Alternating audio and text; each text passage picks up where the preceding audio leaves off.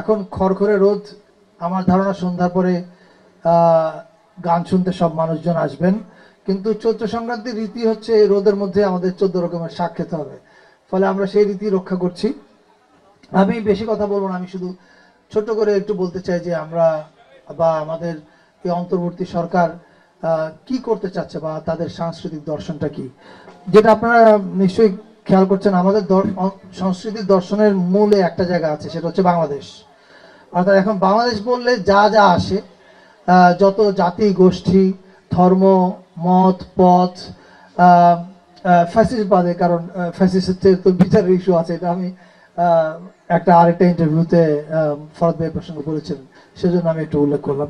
So Bangladesh বলতে আমরা যেটা বোঝাই যে আমাদের যত জাতিগোষ্ঠী আছে, যত ধর্মের মতের পথের মানুষ, তাদের সবার যে জীবন, তাদের সবার জীবন যাপনের যে পদ্ধতি, রীতি নীতি, খাবার দাবার, গান বাজনা, যা কিছু আছে, যা কিছু আমাদের জীবনের অংশ, সবকিছু আমাদের সংস্কৃতি, এবং আমরা সেই সংস্কৃতিটাকে ধারণ করতে চাই। এবং এটা আমরা এখন সংস্কৃতি নীতি রচনার একটা প্রাথমিক কাজ চলছে, কিন্তু নীতি রচনার কাজ চলাকালীন সময়ে কিন্তু আমরা আমাদের প্যারাডাইম শিফটের ব্যাপারটা আপনারা নিশ্চয়ই লক্ষ্য করছেন।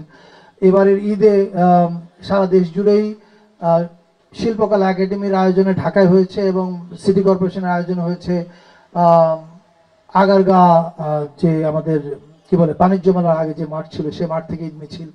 ফলে এটা আমরা শুরু করেছি। সামনে আমরা সারা দেশ জুড়ে ঈদের উৎসব হবে, দুর্গাপূজা উপলক্ষে সাংস্কৃতিক অনুষ্ঠান হবে, বড়দিন উপলক্ষে হবে, বৌদ্ধ পূর্ণিমা উপলক্ষে হবে, এবং নববর্ষ, যেটা আসলে ঐতিহ্যগতভাবে এই ভূখণ্ডের মানুষ, সেটা বাঙালি হোক বা অন্য জাতিগোষ্ঠীরও যারা আছে, তারা সবাই আসলে চৈত্র সংক্রান্তি পালন করতো। আমাদের মূল উৎসব ছিল বর্ষ বিদায়।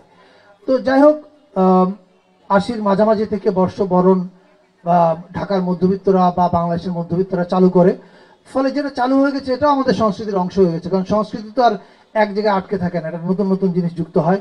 ফলে যেটা যুক্ত হয়েছে আমরা সেটাও ওন করেছি, এবং ওন করে আপনারা দেখতে পাচ্ছেন যে চৈত্র সংক্রান্তি এবং নববর্ষ এই দুই উৎসব আমরা জাতীয়ভাবে পালন করছি।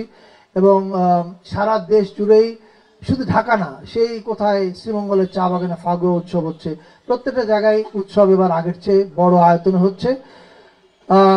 আগামীকাল শোভাযাত্রা যেটা চারুকলা থেকে বের হয়, সেখানে আপনারা সবাই যোগ দিবেন, এটা আশা করি। আমাদের সাধুরাও যোগ দিবেন, অন্যান্য জাতিগোষ্ঠীরা সবাই থাকবেন।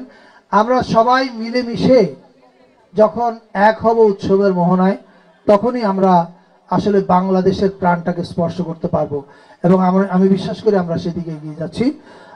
সবাইকে নতুন বছরের শুভেচ্ছা। বাংলা, চাকমা, মারমা, গারো এবং অন্যান্য সকল জাতিগোষ্ঠীর নববর্ষের শুভেচ্ছা।